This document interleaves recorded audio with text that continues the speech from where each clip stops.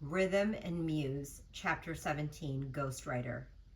There she is, dog, Justin says. We're headed down the hallway, and Dilly is about to walk past my locker. Tiffany appears, and she and Justin walk away together. I'm vaguely wondering if Dilly thinks I'm attractive.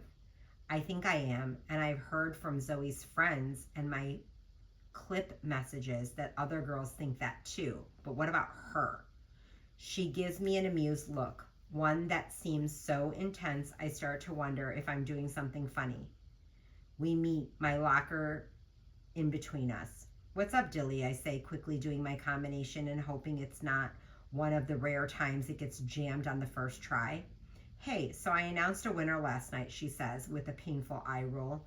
I heard. I trip over my words after realizing that she doesn't know it's me.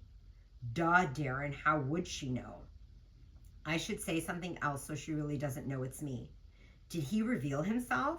She shakes her head. How are you going to interview him?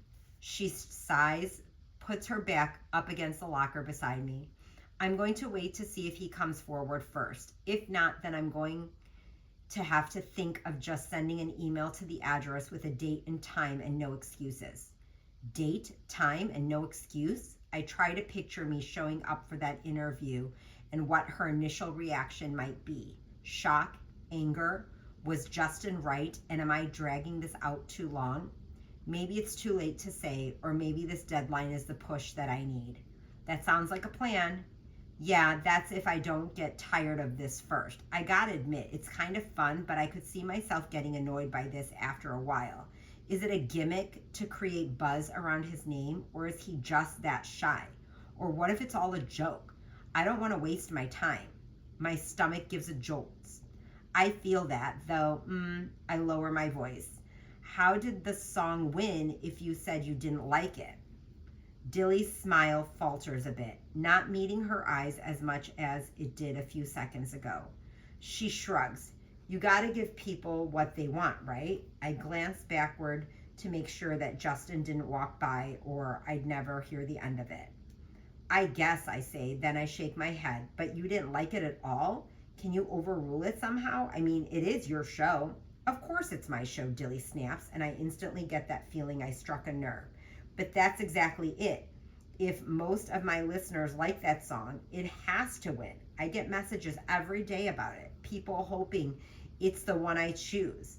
It's what they will hear every time they stream my podcast. I need them to at least like the theme song so when I start introducing my mentorship content, they at least like something. She looks away again, but I can see on her face the same expression she had when we talked about the podcast at the Rockin' Lockin'. I choose my words wisely. Dilly is so open, but she won't mind if I say this. You said you wanted to be a role model, right? Well, what message does that send if you're just going along with something you don't even like, just so you can have more listeners? Like, isn't that the one thing we struggle with in high school? Doing things we don't like just to be liked?